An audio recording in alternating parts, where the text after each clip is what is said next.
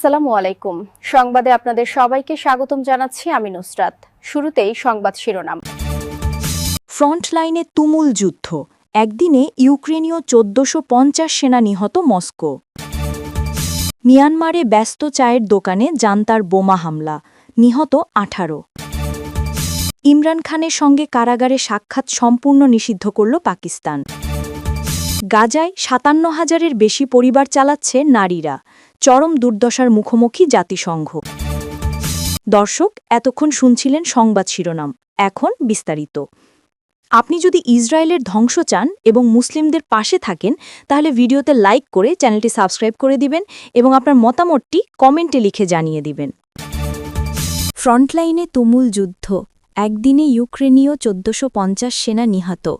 Moscow মার্কিন শান্তি প্রস্তাব নিয়ে দরকষাকষির মধ্যে ফ্রন্টলাইনে রাশিয়া ও ইউক্রেনের তুমুল সংঘর্ষের খবর পাওয়া যাচ্ছে।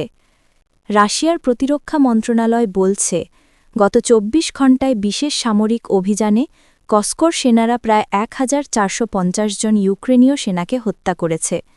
রিপোর্ট অনুসারে ব্যাটল গ্রুপ নর্থ এলাকায় ২৮৫ জনেরও বেশি সৈন্য, ব্যাটল গ্রুপ ওয়েস্টে ২৩৫ জনেরও বেশি সৈন্য, ব্যাটল গ্রুপ সাউথে ১৭৫ জনেরও বেশি সৈন্য, ব্যাটল গ্রুপ সেন্টার ৪৬৫ জনেরও বেশি সৈন্য, ব্যাটল গ্রুপ ইস্টে ২৩৫ জনেরও বেশি সৈন্য এবং ব্যাটল গ্রুপ ডনেপার এলাকায় ৫৫ জনেরও বেশি সৈন্য হারিয়েছে ইউক্রেন।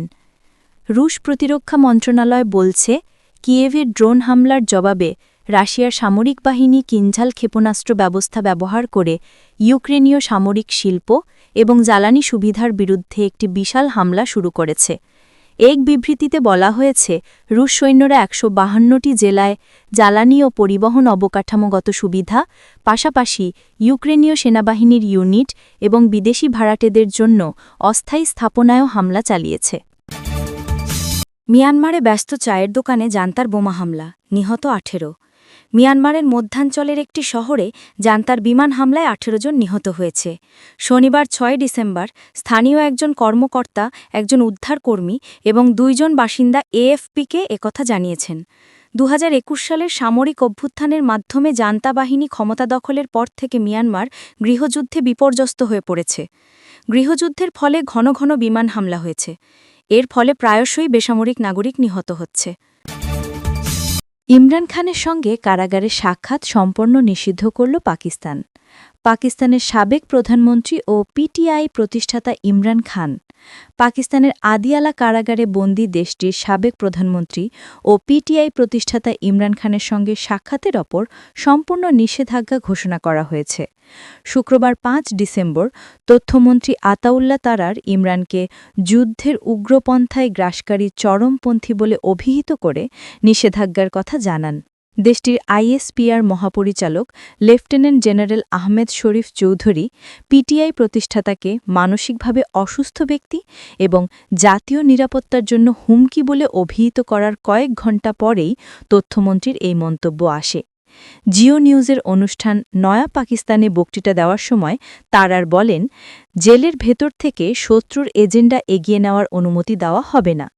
কারাগারের বাইরে আইনশৃঙ্খলা বিঘ্নিত করার চেষ্টাকারীদের বিরুদ্ধেও দ্রুত এবং দৃঢ় ব্যবস্থা নেওয়ার হুঁশিয়ারি দেন মন্ত্রী।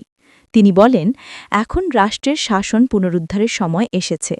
২০২২ সালের এপ্রিলে অনাস্থা ভোটে প্রধানমন্ত্রীর পদ থেকে অপসারণের পর পিটিআই প্রতিষ্ঠাতা ২০২৩ সালের অগস্ট থেকে কারাগারে রয়েছেন।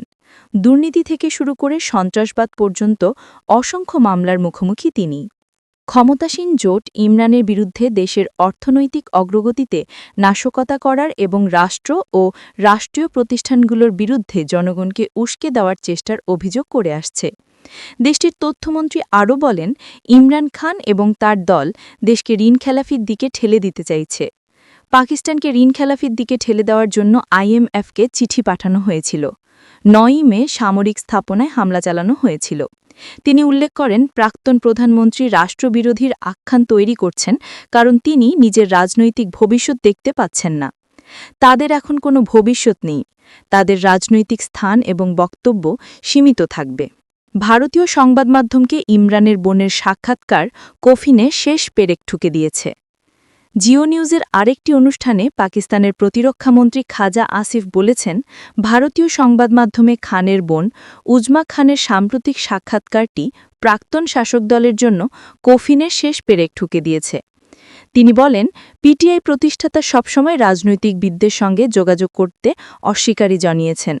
দলটি কখনও নিজেদের নেতাদের পাকিস্তান বিরোধী মন্তব্যের নিন্দা করেনি।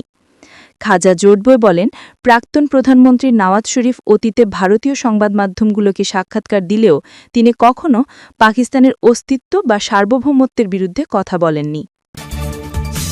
গাজায় ৫৭,০০০-এর বেশি পরিবার চালাচ্ছে নারীরা, চরম দুর্দশার মুখোমুখি জাতিসংঘ। ফিলিস্তিনের গাজা উপত্যকায় ৫৭,০০০-এর বেশি পরিবার এখন পরিচালনা করছেন নারীরা। এসব পরিবারের বেশিরভাগই জনাকীর্ণ আশ্রয়স্থল, ক্ষুধা এবং রোগের মধ্যে চরম দুর্দশার মুখোমুখি। ইসরায়েলি গণহত্যার মুখে গাজা উপত্যকায় অনেক পরিবার সম্পূর্ণরূপে নিশ্চিহ্ন হয়ে গেছে। হাজার হাজার পুরুষ হত্যার শিকার হয়েছেন কিংবা পঙ্গুত্ব বরণ করেছেন। শুক্রবার ৫ ডিসেম্বর জাতিসংঘের জনসংখ্যা তহবিল UNFPA-এর প্রতিনিধি নেস্টর ওমুহাঙ্গি এক সংবাদ সম্মেলনে গাজা জুড়ে হাসপাতাল, নারী ও মেয়েদের থাকার, যুবকেন্দ্র এবং বাস্তুচ্যুতি শিবির পরিদর্শনের বর্ণনা দেন। তিনি বলেন, গাজার ৫৭,০০০-এরও বেশি পরিবার এখন নারীদের দ্বারা পরিচালিত হয়। তাদের অনেকেই গভীরভাবে ঝুঁকিপূর্ণ। তাদের সন্তানদের ভরণ পোষণের জন্য কোনো আয় নেই। তিনি আবহাওয়ার প্রভাব তুলে ধরে বলেন, দুর্ভোগের ওপর একটি নতুন স্তর যুক্ত করছে শীতের বৃষ্টিপাত এবং বন্যা। খাবার ও পানির জন্য পরিবারগুলোকে ঘণ্টার পর ঘণ্টা লাইনে দাঁড়িয়ে থাকতে হচ্ছে। নেস্টর ওমুহাঙ্গি এই পরিস্থিতিতে বলেন, মানুষ আর ঘরবাড়ি, শিক্ষা কিংবা উপযুক্ত খাবার চায় না। তারা একটি তাঁবু, একটি ছোট হিটার বা আলো চায়। তাদের প্রত্যাশা ভেঙে পড়েছে, যে কোনো ধ্বংসপ্রাপ্ত ভবনের মতোই ধ্বংসাত্মকভাবে। গাজার স্বাস্থ্য ব্যবস্থার কথা উল্লেখ করে জাতিসংঘের এই কর্মকর্তা বলেন, মাত্র ১/৩ স্বাস্থ্যসেবা প্রতিষ্ঠান আংশিকভাবে কাজ করছে। সবগুলোতেই কর্মীর অভাব, চাপ এবং মৌলিক জিনিসগুলোর অভাব রয়েছে।